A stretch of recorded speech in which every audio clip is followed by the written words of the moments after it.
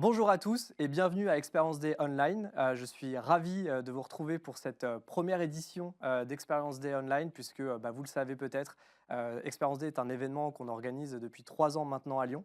Et pour cette occasion, on avait envie d'explorer un petit peu plus loin que notre chère ville lyonnaise et d'aller découvrir un petit peu aussi ce qui se passe ailleurs. Et donc, on a imaginé cette édition online. Et donc, je suis vraiment ravi puisqu'on a une thématique qui est vraiment clé aujourd'hui à destination des directions marketing B2B, qui actuellement sont en plein chantier pour préparer l'année 2026. Et évidemment, avec cette question centrale, comment avoir plus d'impact dans son business. Je suis Alexandre Jean Petit, donc le directeur marketing d'ID Agency, et je suis aujourd'hui entouré de 4 invités que je suis vraiment ravi d'avoir avec moi, puisque je les connais un petit peu, et puis on a eu l'occasion d'échanger ensemble sur ces sujets-là. Et on va avoir bien évidemment aujourd'hui une thématique sur l'IA, qui est un sujet majeur, avec beaucoup de préoccupations en fait de la part des directions marketing qui se posent des questions de savoir en fait comment intégrer aujourd'hui l'IA au cœur de leur action marketing pour l'année 2026. J'accueille déjà Guillaume Planet, qui est du coup le CEO de Revolvia. Bonjour Guillaume, merci d'être là avec nous Bonjour aujourd'hui. Alexandre. Est-ce que tu peux nous parler très rapidement de Revolvia et nous introduire un petit peu ce que tu fais? Ok, en une phrase, Oui, Revolvia, c'est un maître d'œuvre des transformations marketing. très bien. Très concret, de l'impact, des résultats court terme, des résultats moyen terme. Bon, pile Voilà, dans le thème du coup de notre matinée. j'espère. J'ai Stéphanie Courillot, qui est la directrice marketing et communication du groupe TDS. Bonjour Stéphanie. Bonjour Alexandre. Merci d'être là avec nous aujourd'hui. Est-ce que tu peux nous présenter toi aussi le groupe TDS, qu'on connaît peut-être pas forcément, mais peut-être que certaines marques Tout nous à parlent? fait. Alors le groupe TDS, c'est le leader en France de la conciergerie et de l'hospitality management en entreprise. Et effectivement, on gère 5 marques aujourd'hui qui sont Easy Life, Corporate Premier, To Do Today, Fidencio et La Minuterie. Donc c'est 5 marques aujourd'hui qui constituent le groupe TDS qui a été créé en marque ombrelle il y a un an. Très bien. Voilà. Ok, super, merci Stéphanie. J'ai Gaël Debost, qui est le directeur de l'innovation chez ID Agency, avec qui je collabore tous les jours. Bonjour Gaël, merci d'être là. Bonjour Alex. On présentera rapidement ID Agency juste après, donc voilà, j'aurai l'occasion de vous en parler un tout petit peu. Et Emma Perrin, qui est content manager chez Memobank. Salut Emma. Salut, merci de m'accueillir. Avec grand plaisir. Est-ce que tu peux nous parler peut-être rapidement de Memobank si on ne connaît Oui, pas? bien sûr. MemoBank, c'est la banque qui révolutionne la gestion des flux pour les PME et les ETI en France. Ok, super. Merci du coup à tous les quatre d'être là aujourd'hui. Comme je le disais aujourd'hui, effectivement, l'enjeu de l'IA est extrêmement fort. C'est un sujet dont on parle énormément. Chez ID Agency, historiquement, nous sommes effectivement un intégrateur CRM HubSpot. Et depuis quelques mois maintenant, nous sommes lancés aussi dans l'intégration de l'IA pour aider en fait les PME et ETI à devenir des entreprises augmentées avec à la fois des équipes mieux alignées, des bons process. Et puis évidemment, au cœur, tous les enjeux de data et donc forcément CRM et IA qui sont étroitement liés. Euh, Guillaume, je le disais, l'IA aujourd'hui fait partie vraiment des sujets phares. On en parle énormément. Il y a beaucoup, beaucoup de bruit, hein, évidemment, autour de ça. Euh, on est surtout sur une entrée par les outils. On parle beaucoup d'outils. Là encore récemment, il y a des actualités avec des nouveaux navigateurs IA Ouais, ouais. qui arrivent. Euh, mais toi, finalement, quand on discute ensemble, tu vois déjà ça comme un sujet mature finalement. C'est pas si nouveau que ça. Il y a déjà pas mal de choses. Heu, Pourquoi, à ton avis, c'est si urgent pour une direction marketing aujourd'hui de passer d'une simple utilisation d'outils, parce que c'est un petit peu ce qui se passe dans beaucoup d'entreprises, à une véritable stratégie IA pour l'année 2026? C'est une urgence parce que c'est une révolution. Euh, alors c'est facile à dire, c'est une révolution, il y a beaucoup de buzz autour du sujet. Il suffit de regarder un truc, c'est qui sont les leaders dans de plus en plus de secteurs d'activité. Le retail, Amazon. L'hospitality, Booking, Airbnb. L'automobile, les acteurs montants, Tesla, BYD, entre autres. Dans la mode, malheureusement, on a des Chine et des Temu qui sont en train de prendre le lead. En fait, ces boîtes-là, elles ont deux choses qui sont en commun. Le premier, c'est qu'elles sont devenues des leaders très très rapidement. C'est des entreprises qui ont été créées assez récemment. Et le deuxième, en fait, c'est qu'elles ont un operating model qui n'a rien à voir avec les organisations fordiennes auxquelles on est habitué. Leur modèle, en fait, il est très intégré. Il est basé sur une infrastructure tech, data, IA, et c'est ce qui leur permet de pouvoir avoir des rendements qui n'ont rien à voir avec les autres secteurs d'activité. Donc ça veut dire que c'est le modèle gagnant. Ça veut dire que c'est un modèle qui n'a rien à voir avec les entreprises traditionnelles, la plupart des autres entreprises. Et ça veut dire qu'il faut s'y mettre très très vite. Et ça veut dire que c'est un sujet de tech, comme tu le disais, mais c'est aussi un sujet de gouvernance et c'est un sujet de people. Donc le chantier il est immense. Le chantier dépasse largement le marketing. L'opportunité pour le marketing, c'est qu'on est dans ces sujets-là depuis très longtemps, pour une raison qui est très simple, c'est que le modèle économique de quelques acteurs dont je viens de parler, enfin Google j'en ai pas parlé, Amazon j'en ai parlé, est basé très majoritairement sur la publicité. Donc c'est des gens qui ont influencé et fait pivoter le monde du marketing depuis des années. Donc, les sujets d'IA dans le marketing existent depuis des années, c'est plutôt des sujets de machine learning, comment automatiser mon ciblage, comment automatiser mon activation, comment mieux mesurer mes performances. Donc on baigne là-dedans. L'arrivée de la Gen AI a favorisé son essor dans le domaine du marketing parce qu'il y avait cet historique, aussi parce que des cas d'usage évidents sont autour du content. Donc on est plutôt en avance de phase dans le monde du marketing sur ces sujets-là. Il faut voir le chantier comme quelque chose de très large. Ça va impacter toute la chaîne marketing. Il faut en profiter pour évangéliser les directions générales pour qu'elles poussent le sujet sur les autres départements. Après, il faut choisir ses combats. Et puisqu'on parle de 2026, pour moi, il y a 3 combats qui sont clés pour avoir de l'impact immédiat. Le premier, c'est le GEO. Pourquoi? Donc GEO, c'est le search sur ChatGPT, maintenant sur Google AI Overviews. Pourquoi? Parce que ça correspond à une consommation déjà de masse des utilisateurs, 700 millions d'utilisateurs par an sur ChatGPT par exemple. Pourquoi aussi? Parce que ces gens-là, et notamment ChatGPT, sont en train de transformer complètement le parcours consommateur. En tout cas, on peut le supposer avec des solutions type Atlas ou Comet pour Perplexity qui mettent à disposition un agent tout au long du parcours consommateur. Donc ça, c'est le premier sujet, parce qu'il y a déjà un usage massif et parce qu'il y a un potentiel de transformation des parcours conso.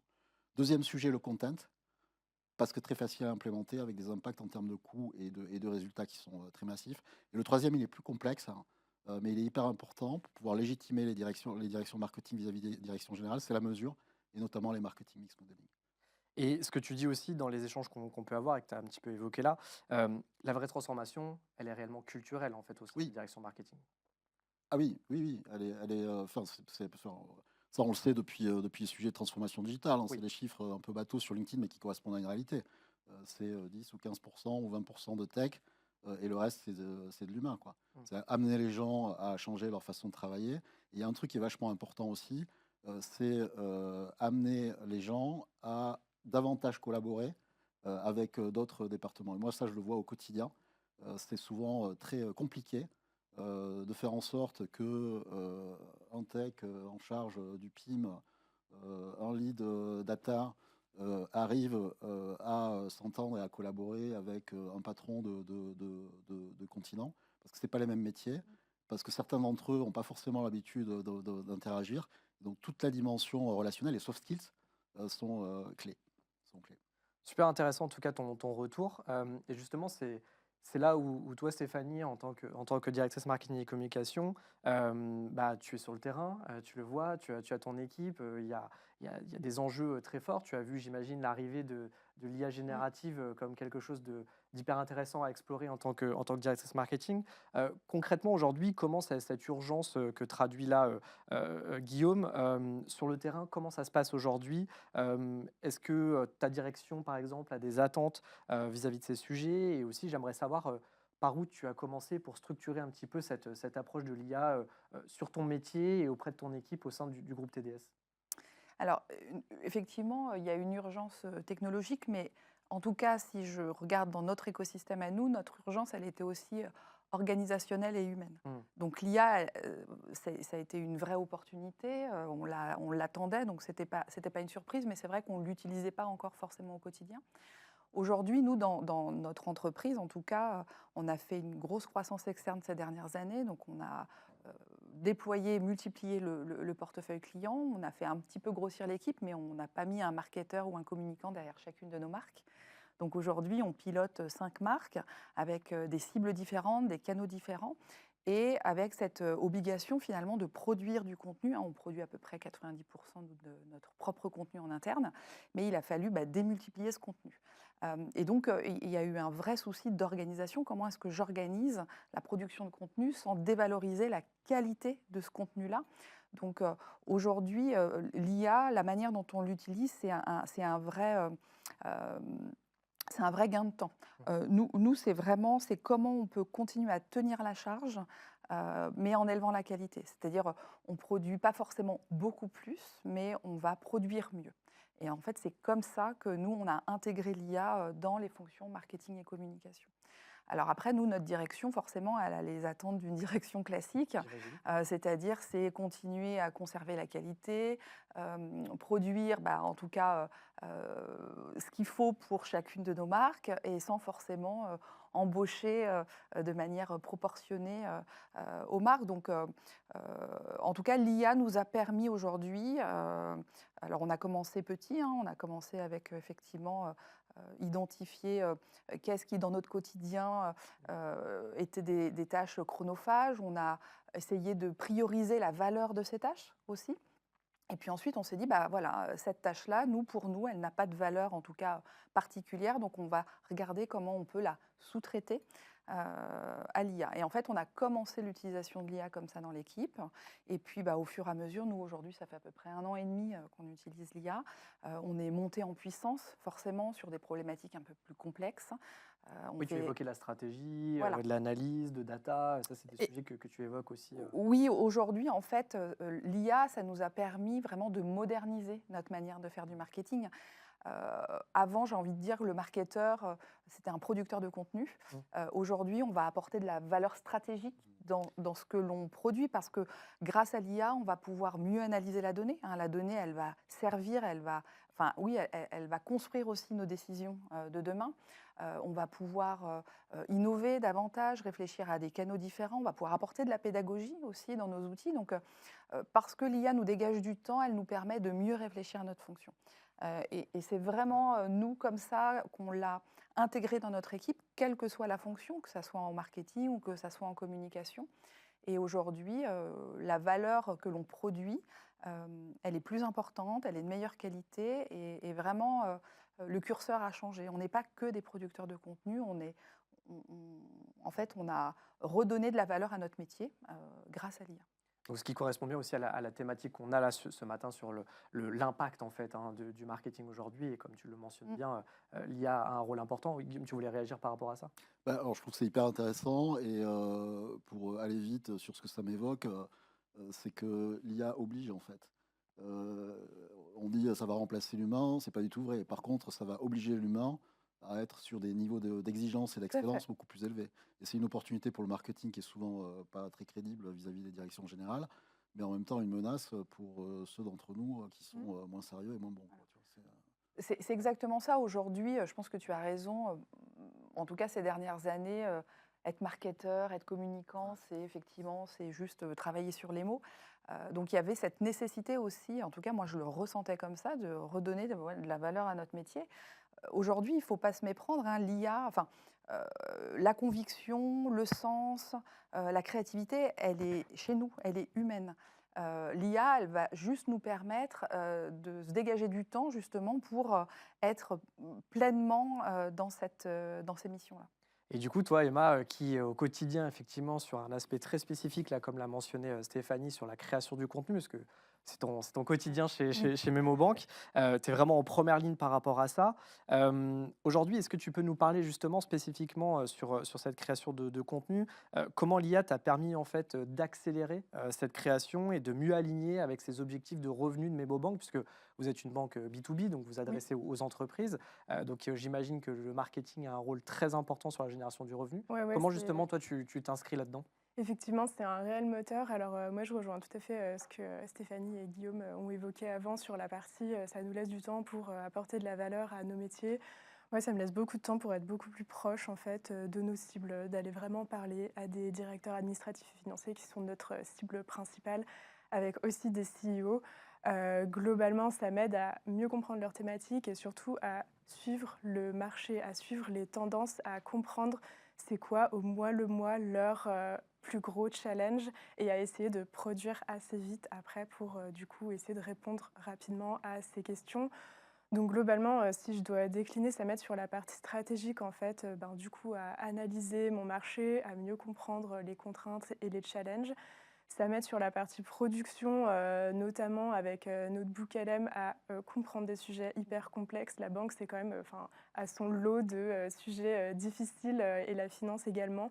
Donc en passant des sources, très, très fouillées, par exemple des PDF qu'on ne va pas trouver, hein, dans la top 10 des pages, sur Google, que des experts ont, écrits sur, par exemple, des comptes spéciaux. Ça va m'aider, moi, à comprendre la thématique, à la simplifier au maximum pour partir de quelque chose que je comprends et ensuite à la déplier pour essayer de bien comprendre l'ensemble. Ça, c'est pour la partie production. Je m'aide aussi beaucoup des LLM pour la relecture. Franchement, maintenant, c'est vrai que je tombe un peu de ma chaise quand je vois des posts LinkedIn où il y a encore des coquilles parce que ben, c'est vrai que maintenant, on a vraiment, ça prend 1 minute de faire relire et d'avancer.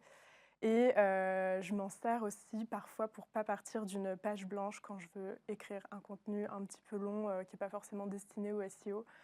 Après, je m'en sers aussi pour la partie analyse, en fait, pour regrouper, quand j'ai mes dashboards, j'ai déjà une petite idée effectivement de la tendance, que je vais interpréter, mais je vais essayer de challenger un petit peu, heu, un LLM, souvent de Gemini, pour, du coup, qu'il me sorte une analyse et des recommandations et à partir de là, ça me donne beaucoup plus d'éléments. Mais ce qu'il faut quand même pas perdre de vue, c'est que bon, ça nous aide à accélérer sur plein d'aspects. Le métier du content est aussi un métier de communicant. Il faut être capable aussi de remonter à sa direction, à ses collègues, qu'est-ce qui fonctionne pas bien. Donc l'IA nous aide à synthétiser toutes ces informations-là et à aller vite là-dessus. Mais il faut qu'on reste quand même super proche de notre marché. Je pense que les bons content marketeurs ont compris ça. Du coup, on a quand même le temps maintenant d'aller vraiment parler, d'aller interviewer des devs, d'aller créer des contenus qui ont une valeur énorme. Et de rester authentique, du coup. Ouais. Complètement. Et de Voilà. rester authentique et de pouvoir assez facilement se démarcher parce que on voit qu'il y a beaucoup plus de contenu. En fait, c'est plus facile de produire. Donc, on voit des centaines d'articles qui sont écrits avec des LLM qu'on repère assez vite, hein, avec les majuscules après les 2 points, toutes ces choses-là. Oui, complètement, les tirets cardatin. Et du coup, globalement, ben, nous, ça nous aide à prendre le temps d'interviewer des gens. On a fait par exemple une campagne MemoBank qui est très investie sur la lutte contre la fraude. Bon, bah, c'est une problématique très importante pour nos cibles et de toute façon pour les banques qui ont pour but de protéger les fonds de leurs clients. Et nous, c'est hyper important de se positionner là-dessus. On a créé un produit exprès qui s'appelle MemoBank Protect. Et du coup, on a créé toute une campagne depuis le mois de janvier où on s'est d'un côté aider de l'IA pour aller assez vite et d'un autre côté, on a pris le temps du coup de s'entourer d'associations, de DAF, de contrôleurs de gestion qui nous ont aidés à créer une étude. L'IA nous a aidés à la synthétiser et à en faire un contenu très digeste. Ensuite, on a pu faire un webinaire avec des super experts du terrain qui ont pu nous apporter aussi énormément de valeur, des éléments qu'on ne retrouvait pas forcément ailleurs. Et du coup, c'est cette espèce de mix-là vers lequel les content managers doivent réussir à tendre en fait. Gaël, bon, on le voit là, des cas d'usage super intéressants avec voilà, des choses qui reviennent entre Stéphanie, Emma, ce qu'elles évoquent. On voit que quand même ces dernières années, la technologie a très vite évolué. On obtient des résultats de plus en plus pertinents. Pourtant, il y a plein de bruit autour de l'IA, hein. Toutes les semaines, il y a des nouvelles choses qui sortent, etc.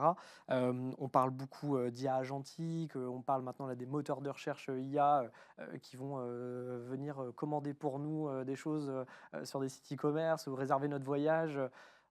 On en est où à peu près aujourd'hui là sur toutes ces technologies? Qu'est-ce qui se passe? J'ai encore vu que hier soir, OpenAI s'est rapproché de Microsoft encore un peu plus, notamment pour acheter des puces, pour avoir encore plus de capacité. On en est où concrètement? Ouais, tout à fait. Bah, c'est sûr que entre finalement les cas d'usage du monde réel et ce qui se passe au niveau du coup des grands constructeurs, il y a tout un cran d'avance. C'est-à-dire qu'on peut faire des choses qui sont absolument dingues. Il y a quand même tout un pan de la technologie qui est toujours au stade de preuve de concept. Ces nouveaux navigateurs comme Comet et comme le nouveau navigateur d'OpenAI bon, bah, font des actions agentiques dans le navigateur qui sont en réalité plus lentes que les actions humaines. Mais on est au tout début de tout ça, donc on voit que ça va vraiment bien évoluer. On a aussi ce mot agent en fait qui a été très galvaudé, qui a un peu perdu de sa définition. Donc En fait, dans la technique, on a plus tendance maintenant à parler d'un spectre agentique, hein. On peut avoir une IA qui est plus ou moins agentique. Et finalement, être agentique, c'est être connecté à toujours plus d'outils pour pouvoir en fait fitter de plus en plus de cas d'usage, hein. Donc on continue d'être dans des IA qui sont très efficaces lorsqu'elles sont très précises, très ciblées. Et puis petit à petit, en fait, on va venir pouvoir soit élargir le spectre de ce que ces IA spécialisées peuvent faire, ou les interconnecter avec de la communication interagent. Et c'est ça aujourd'hui, en fait, qui va vraiment débloquer de la valeur dans les entreprises sur les cas d'usage que nous, on implémente typiquement. Voilà, et c'est exactement sur ça que je voulais rebondir, et je le disais tout à l'heure, aujourd'hui, ID Agency aussi accompagne les entreprises sur cette intégration d'IA qui est finalement assez proche de l'intégration CRM et autour des enjeux de données. Quelle est justement la position de l'entreprise par rapport à ça? La position de l'entreprise, elle doit être d'abord de vouloir développer son écosystème d'outils, hein. Donc, on a ce protocole qui a été sorti par Anthropic qui s'appelle le protocole MCP. Oui. Et c'est vraiment un nouveau paradigme dans le monde de l'IA parce qu'auparavant, on avait un marketplace d'applications qui était propre à un ERP, à un CRM ou à une suite d'outils. Alors qu'aujourd'hui, avec les MCP, on a finalement des applications qu'on peut brancher à n'importe quelle IA sur n'importe quelle interface, qui est un protocole qui a été adopté en fait par tous les fournisseurs d'IA instantanément. Donc voilà, on voit qu'il y a vraiment ce nouveau paradigme et cette nouvelle façon d'agir. Donc moi, ce que j'ai tendance à recommander aujourd'hui pour toute entreprise, c'est déjà de chercher à se constituer un écosystème de MCP qui va permettre de pouvoir brancher le SI. Puis bien évidemment, après, ce qui va importer, c'est la qualité des données. Autant avant, en fait, on pouvait avoir une donnée de qualité moyenne dans son CRM, dans son ERP, dans son PIM. Et puis derrière, on avait des humains et toutes leurs connaissances métiers accumulées sur des années qui pouvaient combler ce manque.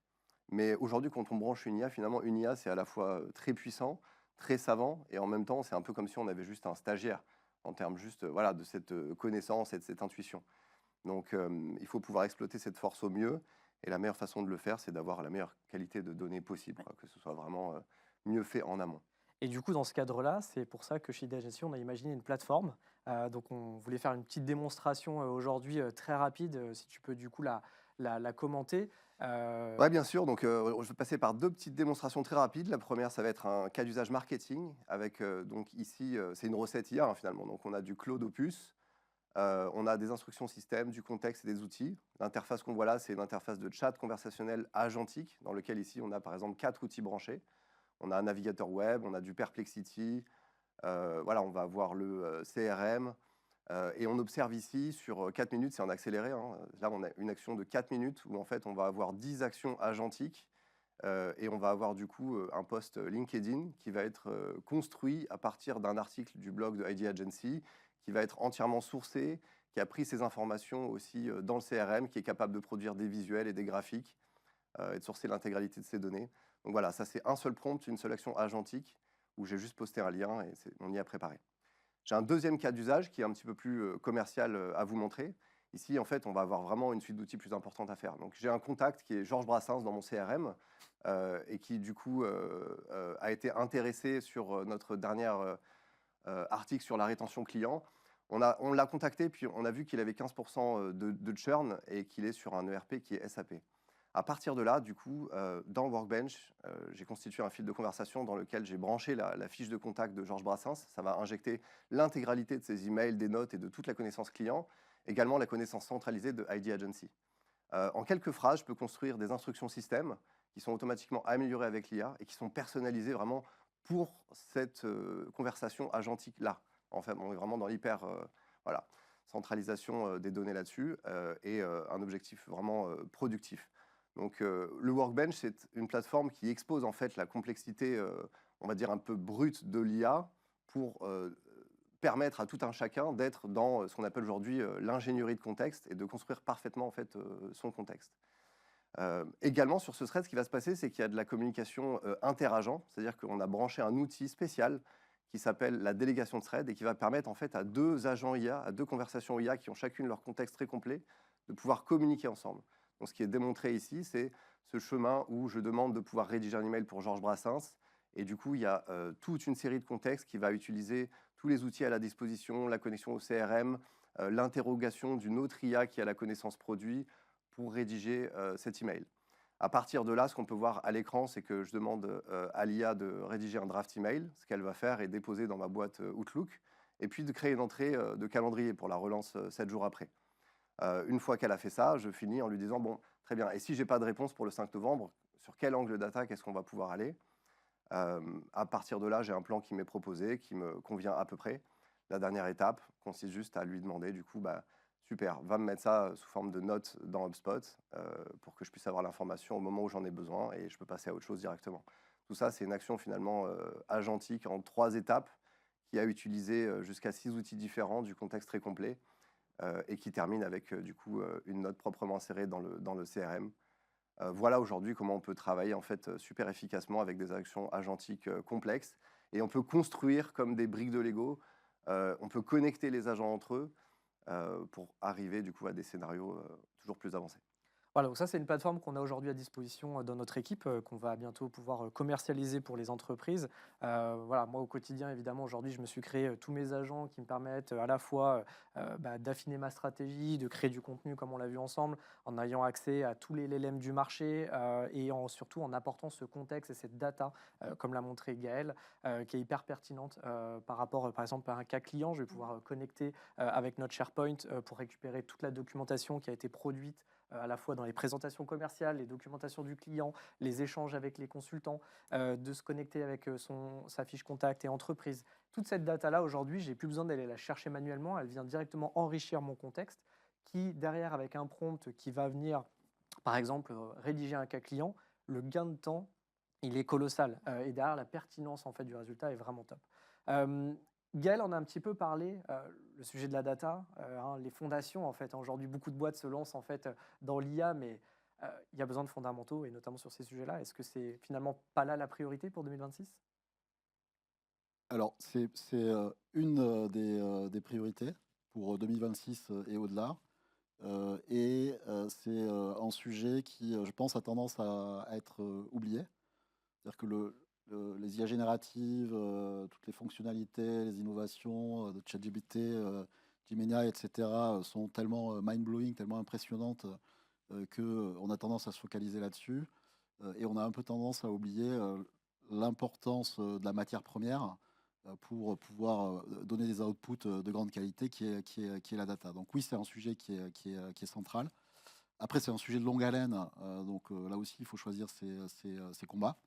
Par rapport à la dimension longue haleine, ce qui est, je pense, important, c'est d'être clair sur la data dont on dispose, celle dont on ne dispose pas, par rapport à ce qu'on veut mettre en place. La finalité est extrêmement importante. La notion de transversalité qui est aussi hyper importante, et donc une data gouvernance qui recouvre aussi bien les sujets produits que les data consommateurs, notamment pour les marketeurs. Une catégorie de data qui est peut-être la première à exploiter si on parle de plan 2026, qui est la data non structurée. Donc là, on peut parler par exemple des brand books, des bilans de campagne, les brand books notamment, et toutes les guidelines en fait, de production de contenu pour l'aspect content, qui je pense est un quick win.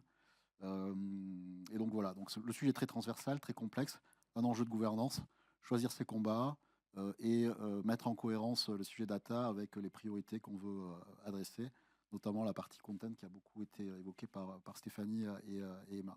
Après, il y a un autre sujet, alors qu'il faut attaquer, je pense, dès maintenant, mais qui est aussi longue haleine, c'est celui des trainings, la formation. C'est pareil, il y a moult trainings sur les sujets d'IA générative. Je pense qu'il faut aborder le sujet du training de manière différente, ou en tout cas de manière plus holistique que ce qu'on peut voir, avec notamment pour les métiers, notamment pour les marketeurs, tout un volet data. Alors, pas de data scientist ou de data ingénieur, mais avoir une vision high level de ces sujets-là, et aussi un sujet qu'on ne va pas évoquer aujourd'hui, mais qui est important, qui est un sujet cloud. Donc, oui, être formé sur l'IA générative, mais il faut un training qui soit plus holistique et qui permette aux métiers, notamment au marketing, d'avoir une compréhension plus complète de ce dont on parle, avec aussi des trainings data et des trainings au sujet des aspects cloud. Parce que finalement, toi, Stéphanie, qui a notamment une équipe, comment justement tu arrives à les embarquer Guillaume nous parle effectivement là, de formation, mais est-ce qu'aujourd'hui, comment j'aimerais savoir un peu justement, en tant que directrice marketing communication, comment tu expliques l'IA à ton équipe, comment tu les encourages à utiliser, mais peut-être pas trop non plus, et à faire attention aussi aux retours qu'on peut avoir. Je sais que la semaine dernière, tu m'as envoyé un article très intéressant Oui. et Le ça fait un peu le workslop. bruit, je ne sais pas si vous l'avez vu passer sur la slop, un peu voilà, la Oui. soupe Ouais. qui est servie par l'IA et qui fait qu'aujourd'hui, on Ouais. se retrouve avec des entreprises qui ont des rapports, des contenus qui sont complètement froids. Je crois qu'il y a aussi un grand cabinet qui s'est fait épingler il n'y a pas Ouais. longtemps. Ouais. Oui. Voilà, on ne va pas citer le nom pour justement avoir de problèmes. Mais voilà, en tout cas, ce qui est Ouais. sûr, c'est qu'on Ouais. voit bien qu'aujourd'hui, l'usage, c'est tentant de se dire, bah, tiens, l'IA fait tout pour nous, et puis je pousse comme ça. Euh, Comment, toi, en tant que directrice marketing, en tant que manager, tu arrives justement à embarquer tout le monde par rapport à ça? Alors moi, je voulais préciser, mais ça introduit le sujet, c'est que oui, l'IA, c'est très technique, on parle de techno Oui. avec des mots Mm. un peu compliqués pour certains, mais en fait, l'IA, ça ne remplace pas pour moi la valeur humaine, c'est-à-dire l'intuition, la capacité à, hum, euh, à faire preuve de discernement, à nuancer, et dans nos métiers de marketeurs et de communicants et de créateurs de contenu, finalement, ça, c'est indispensable. Et ça, l'IA, en tout cas aujourd'hui, pour moi, c'est pas ce que j'attends de lui, et il n'est pas capable de le faire. On a tous fait des tests chez nous et puis s'être rendu compte effectivement d'un contenu extrêmement creux, de quelque chose faux aussi. Donc moi, c'est ce que je dis à mon équipe, c'est-à-dire que déjà, on a commencé petit. On a commencé vraiment par identifier ces petites tâches chronophages et répétitives qui n'avaient pas autant de valeur que d'autres. Et puis ensuite, bah, on est monté en puissance. Alors, toujours dans la confidentialité, hein, on a des GPTs privés, on alimente énormément, et je suis d'accord avec toi, en fait, pour alimenter, il faut aussi avoir la maîtrise globale du sujet. Et la data en fait partie. Le marketing, c'est un métier de data, quoi qu'on en dise. Donc, il faut maîtriser déjà bien la data pour savoir exactement de quelles données on dispose. Donc, nous, on a fonctionné comme ça, on a créé des cas d'usage ensemble, et puis surtout, on a posé un cadre. Alors, on est une petite équipe, on a une sensibilité technique, technologique différente, mais le cadre, il est identique pour tout le monde. C'est-à-dire que déjà, rien ne sort sans une relecture humaine. L'IA ne fait pas à votre place. Moi, c'est ce que je leur dis. Votre valeur, elle sera toujours indispensable dans le métier, justement, voilà, pour nuancer, pour relire, pour apporter du sens. Enfin, la conviction, la créativité, elle est humaine. Ce n'est pas l'IA qui va faire à notre place, même si on l'alimente énormément. Donc, finalement, l'apprentissage, il a été assez simple, assez intuitif, parce que l'important, c'était de remettre le collaborateur au centre de son métier, lui redonner de la valeur, et finalement se dire que l'IA, alors c'est pas un gadget, mais c'est un outil, c'est un accélérateur de gain de temps, justement, pour leur permettre derrière de mieux réfléchir, mieux poser leurs réflexions, etc. Donc, voilà, on se forme aussi un petit peu sur le terrain. Notre entreprise nous accompagne aussi dans des formations annexes. Et puis, c'est l'usage qui nous fait aussi découvrir. Enfin, on grandit avec l'IA. Hein. Formidable. Enfin, ça va très, très vite. Mm. Et donc, on essaye de se tenir un petit peu au courant des choses. Et ce que tu disais là sur votre nouvel outil, enfin, nous, on a hâte de pouvoir l'exploiter, Eh ben, parce que écoute, j'espère. ça va nous faire encore plus gagner du temps. Oui. Mais voilà, ce qu'il faut retenir, c'est que voilà, ça n'enlève pas la valeur de l'homme et de ce qu'il produit. Et ça, c'est hyper important pour ceux qui nous écoutent, parce qu'on a tendance à se dire, bon, bah, l'IA va remplacer. Et en fait, pas du tout. Enfin, nous, ça n'a jamais été une inquiétude chez nous. L'IA ne remplace pas. L'IA est un formidable accélérateur. Mais chacun a bien sa place dans sa fonction. Et j'imagine, toi d'ailleurs, Emma, ça pourrait être une des premières questions que Oui. tu peux te poser en me disant, Oui, mais oui. finalement, si l'IA fait tout le contenu à ma place, quel rôle j'ai? Est-ce que ma direction va se dire, bah tiens, avec un abonnement à 30 € par mois, Emma, merci, au revoir, quoi. Est-ce que, non, tu as eu peur de ça? Heureusement, ma Heureusement, direction non. reconnaît ma valeur. Très bien, voilà, c'est ça. Mais, oui. Mais oui, oui, complètement. C'est sûr qu'en plus, on lit beaucoup de contenus sur LinkedIn qui font un peu peur, Oui. surtout sur la partie SEO, GEO. Du coup, comment les content managers vont s'adapter à ça et apporter une réelle valeur au contenu. Je pense que ça rejoint beaucoup ce que j'ai pu mentionner avant, en fait, et ce que tu disais aussi, Stéphanie. Notre rôle, quand même, de content manager, c'est d'être des chercheurs, un peu des journalistes, d'aller interviewer des gens, d'aller chercher de la valeur. Et ça, Les LLM sont incapables de le faire. Enfin, l'intelligence artificielle est encore pas capable Et de le donner faire. du sens quoi, à ce que tu produis. Complètement, complètement. Et c'est clairement notre raison d'être, en Mm. fait, d'être capable de se mettre dans les chaussures de notre cible et de se dire, bah, en fait, là, ok, j'ai écrit un article sur comment optimiser son besoin en fonds de roulement, mais en fait, est-ce que ça va apprendre quelque chose à un directeur financier? Est-ce que ça va le passionner ou pas? Et en fait, à partir de ça, on sait très bien ce qu'on produit, quelle valeur on produit et quelle valeur on apporte. Du coup, l'IA peut nous aider à accélérer sur plein d'éléments. Et je pense que MemoBank a bien compris ça. C'est une banque qui a une culture, une fondation déjà très très tech et dont la raison d'être, c'est d'essayer d'être plus agile que les banques traditionnelles. Du coup, ce qui est intéressant, c'est qu'on a tous un peu déjà une fondation solide sur cette partie. OK, on essaye de bien comprendre pourquoi une entreprise a du mal, je ne sais pas, à lever des fonds, pourquoi elle a du mal à gérer ses flux, à aller vite, à être remboursée rapidement. Et à partir de là, on est capable, nous, d'utiliser l'IA pour prendre quelques shortcuts sur certains éléments et pour se focaliser en fait sur bah, OK, quelle valeur on apporte, comment on fait en sorte d'être super pertinent sur notre marché et de continuer à avoir un excellent NPS. Tu voulais peut-être réagir, non? C'était. Ouais, si, Oui, vas-y, merci, vas-y. voilà. On peut. Alors encore une fois, je trouve que c'est hyper intéressant.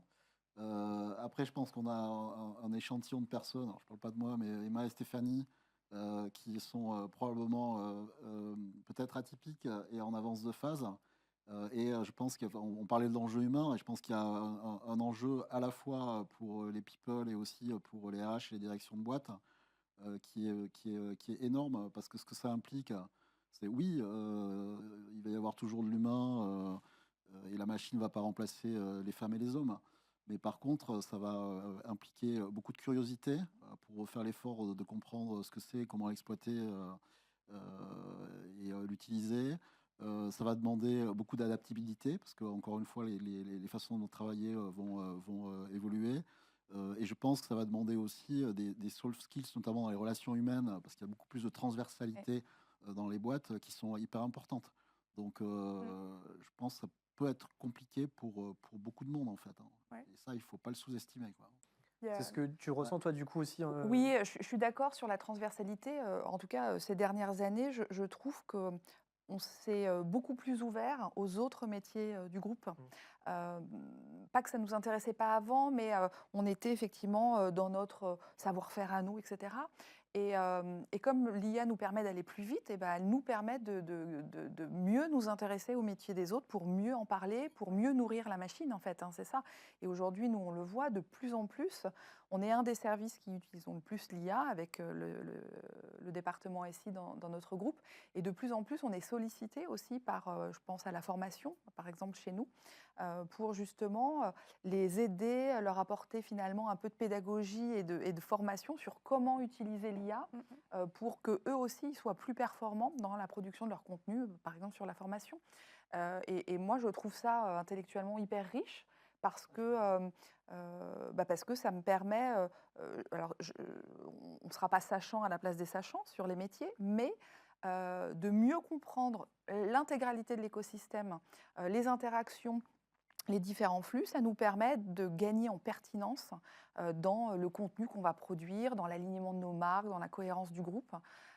Voilà, donc moi je trouve qu'au contraire, ça peut faire peur l'IA, mais à titre personnel, je trouve que ça a apporté de l'enrichissement à notre métier. Et je pense que pour tous ceux qui le pratiquent, certainement aussi. Et voilà, moi, donc je trouve que c'est une jolie révolution. Voilà. Bah, écoutez, merci, c'était vraiment hyper pertinent. En tout cas, j'ai vraiment apprécié notre échange. J'espère en tout cas aussi que bah, au sein de, enfin, en tout cas en visionnant cette table ronde, vous avez aussi appris beaucoup de choses.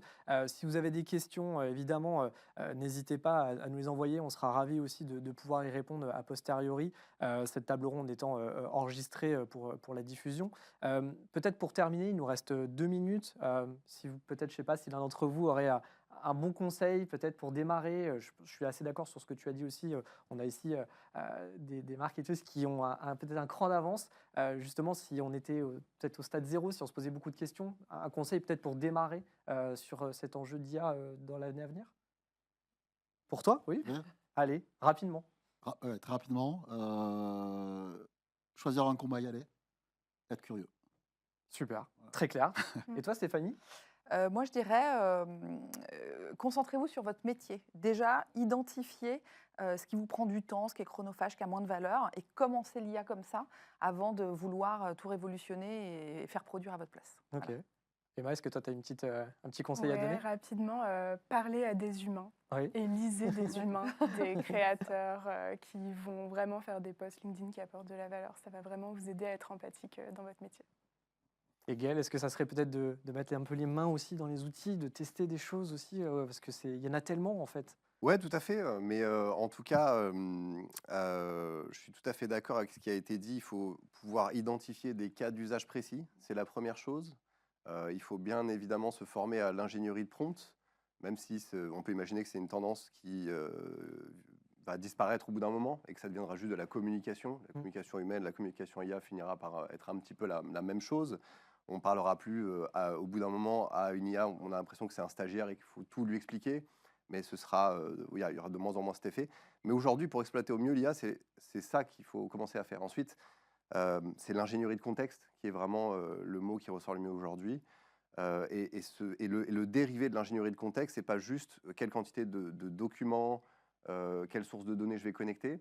C'est aussi les outils que je vais connecter. Parce que dans les outils qu'on peut connecter, bah, on peut commencer avec juste, je vais connecter le CRM, je vais connecter de la recherche web. Mais dès qu'on commence à aller sur des cas d'usage plus complexes, avec plus d'outils, c'est là qu'on rentre vraiment dans les problématiques d'ingénierie de contexte. Il ne faut pas polluer son contexte avec l'IA. L'IA, elle a une mémoire instantanée qui est très limitée. Donc, il faut pouvoir parfaitement gérer ça pour sortir un agent IA qui sera super efficace. Eh bien, merci beaucoup à tous les Merci. quatre. Oui. En tout cas, Merci. moi, j'ai pris beaucoup de plaisir à vous écouter. J'espère que vous aussi. Je suis ravi du coup de vous retrouver sur les prochains petits événements, webinars et autres interviews qu'on va avoir durant cette matinée. Profitez-en et puis je vous dis à très bientôt. Merci, au revoir.